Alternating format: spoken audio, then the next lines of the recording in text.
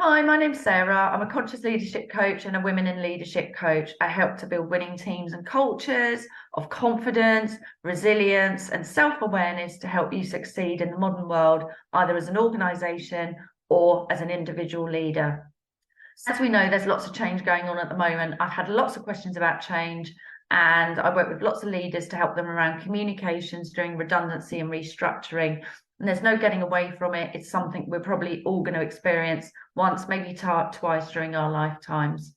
So how do you approach the leadership during this time of redundancy and restructuring? Well, really, it's still about being a conscious leader. What do I mean by that? Being a self-aware leader, realizing that it's not about direction and instruction, it's about creating engagement. And hopefully you will have created a team that has that culture of feedback, that allows you to discuss challenges, that allows you to seek out innovation. So why should this be any different? Okay, just because it's a negative arena, still apply those facets of conscious leadership: listening, compassion, empathy, candor, honesty, building that trust.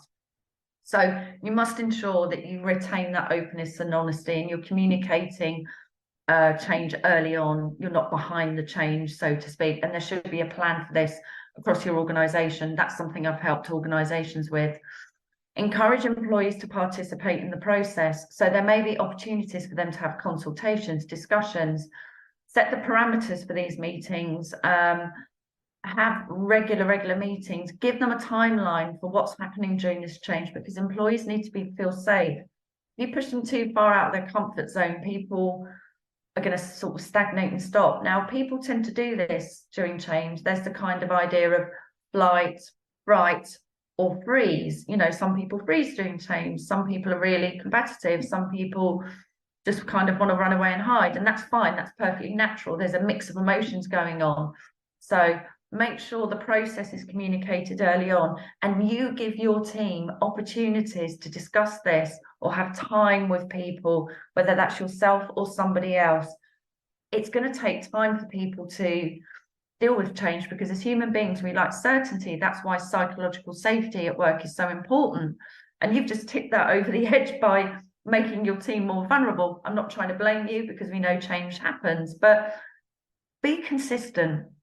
Consistently visible, consistently communicating, consistently updating, consistently listening, consistent in the provision of that information, and making sure, goes without saying, that the processes that your team may need to go through are fair and just, okay? And they can see that it's based on key criteria. So it's so important during this time to really be there for your team and be visible. It's probably one of the most critical times, and hopefully you've got that trust already with your team, so they know, we know you've got our back.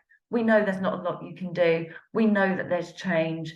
So hopefully you've got some of those things in place already. So just a few ideas there on how to lead with change through redundancy and restructuring. Any questions, then drop me a direct message or Google Sarah Jones Coaching.